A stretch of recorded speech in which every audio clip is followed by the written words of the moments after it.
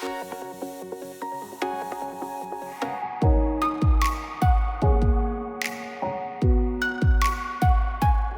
name is Megan Ramsey. I'm the Director of Marketing and Communications in Greenville, South Carolina, and I'm a congenital heart defect survivor.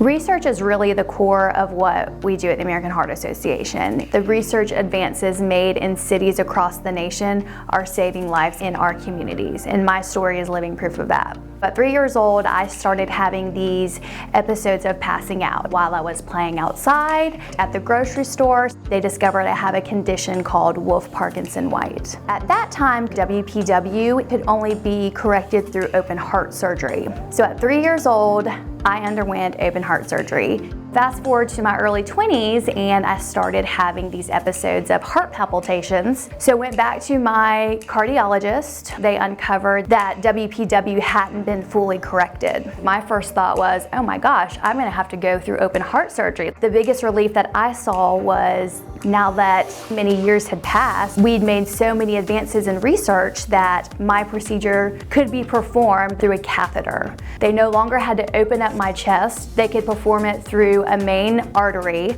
and reach that place in my heart to fix. It's just really a true testament personally on how far, even in my lifetime, that we have come in regards to research.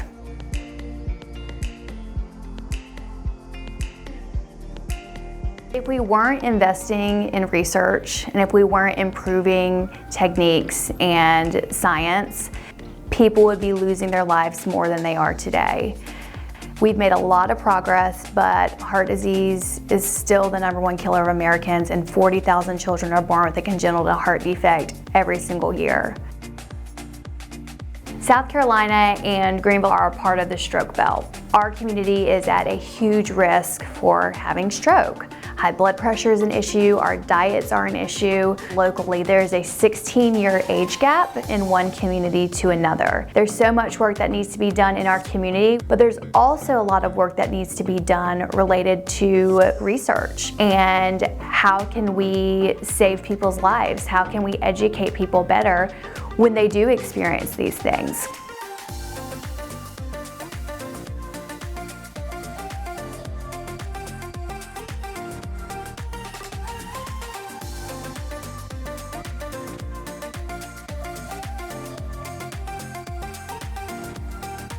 Just imagine if something like a heart transplant could be the next Wolff-Parkinson-White, where a child can go in, have that procedure, and go home the next day and live a happy and normal life. Our work is not done. We've made a lot of progress. We've invested a lot of money, but we need to continue. If we keep pushing, we're gonna change that.